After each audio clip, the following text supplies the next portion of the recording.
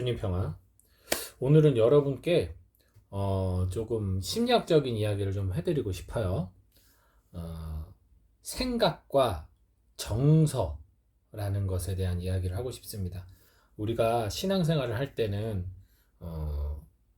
영성생활이라고 표현하죠. 보통 우리가 영혼을 갖고 있고 우리 존재론적으로 우리가 육체와 정신과 영혼을 갖고 있다라고 표현을 해요. 그래서 이 영혼의 영역이기 때문에 우리가 하느님을 믿는 것은 생각으로 믿는 것이 아니죠.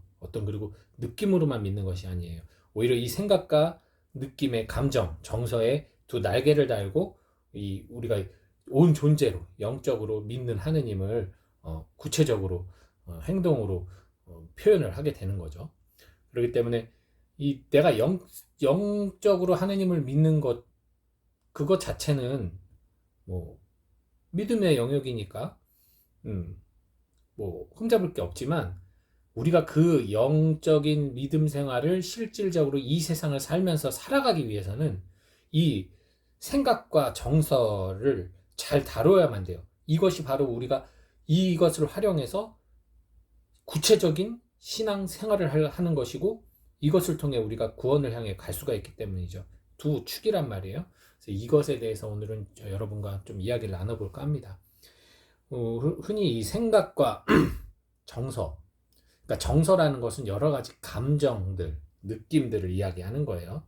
생각으로 하는 게 아니잖아요. 감정이나 느낌은 그냥 이렇게 탁 느껴지는 거잖아요. 그 감정, 정서는. 그리고 생각은 말 그대로 이성적인 판단의 영역이죠. 자, 이 생각과 정서가 만약에 분리가 되어 있다. 이러면 이게 어떻게 되는 거예요? 이게 바로 정신분열이에요. 네, 정신분열이고 이것이 섞여 있다. 이 생각과 정서가 막 섞여 있어요. 이러면은 이거는 신경적인 장애를 일으킵니다. 예컨대 생각하고 정서가 하나로 뭉뚱그려져 있다. 이러면 주로 이게 자폐나 트라우마가 여기 해당이 돼요. 트라우마 같은 경우가 이성적으로는 아닌 걸 알면서도 그 상황이 닥쳤을 때는 예전의 기억과 이게 버무려져 가지고 공포심이 올라오잖아요. 이런 혼란이 있는 거죠. 생각하고 정서가 섞이면. 그리고 생각이 정서를 압도한다. 정서는 적고 생각만 많아지면 이게 흔히 말하는 사이코패스나 소시오패스라고 말하는 그런 모습이 되는 겁니다. 아주 냉철하지만 감정이 없는 거예요. 반대로 정서가 너무 많아져요. 생각은 줄고. 그러면 우리 제일 많은 경우에 우리 요즘 특히 현대인이 바로 이래요. 감정만 많아졌어요. 생각이 왜 우리 생각 많이 한다고 생각하죠? 그겁니다. 생각을 소진해요. 너무나 많은 상황 속에서 우리가 너무나 많은 이 사건들과 일들 속에서 생각을 소진하다 보니까 내 안에 남아있는 건 정서밖에 없는 거예요. 뭐 피곤이라던가 스트레스라던가 어떤 이런 우울이라던가. 그래서 결국 우울장애, 불안장애, 강박장애 같은 이런 생각이 이제 나 자신을 컨트롤할 수가 없는 거예요. 다 소진을 해버려서 삶에 소진을 해버리다 보니까 나 자신을 컨트롤하지 못하니까 우울해지고 불안해지고 어떤 집착하게 되는 그런 강박증적인 생각이 생기는 거죠. 아까 말한 것처럼 이 성격과 생각과 정서가 완전히 분리됐을 때 우리는 그걸 사이코라고 하죠. 이 분열되어 있으니까. 예. 그리고 이게 정서하고 생각을 이렇게 봤을 때 정확하게 뭐 5대5로 할 수는 없지만 그러니까 이제 내가 정서가 조금만 잘한다 싶으면 그때는 좀 이성적인 판단이 필요한 것이고 내가 너무 생각이 많을 때는 좀 더 감성적으로 가야 되는 거죠. 그래서 우리가 신앙생활을 할 때도 보면 너무 내가 이렇게 학적으로 하느님을 자꾸만 보려는 욕구가 강하다. 그리고 그렇게 해야만 만족감을 느낀다. 그러면 그런 분들은 오히려 좀 그런 거 다 내려놓고 하는 피정을 내가 맞지는 않는 것 같더라도 종종 해주셔야 돼요. 그래서 균형을 어느 정도 6대4라도 맞춰 놓아야 돼요. 그러지 않으면 하느님을 메마르게 하느님은 이런 존재 이것에서 이 틀에서 벗어난 하느님 당신은 틀린 하느님을 믿는 거야. 이런 교만한 단죄를 하는 심판자의 신앙생활을 할 수밖에 없어요. 자, 반대로 이 정서에 가득 차면 하느님에 대한 인식 자체가 그냥 다 느낌과 감정인 거예요. 좋고 나쁘고 행복하고 불행하고 이런 감정 속에 가다 보면 아시죠? 완전히 왜곡된 신앙생활로 갈 수가 있는 거예요. 예, 그냥 하느님에 대한 이성적 판단이 없이 그렇게 가면 예, 정말 위험합니다. 예, 진짜 그건 되게 위험해요. 예, 맹목적 신앙으로 빠지게 되면서 우상 숭배에 갈 수도 있어요. 여러 가지로. 성모 신심도 마찬가지잖아요. 성모상에 대한 뭐 그런 어떤 기적에 매몰돼 가지고 이성적 판단을 잃으면 예, 우상 숭배가 되는 거죠. 이렇게 되는 겁니다. 그래서 이게 균형적으로 있으면서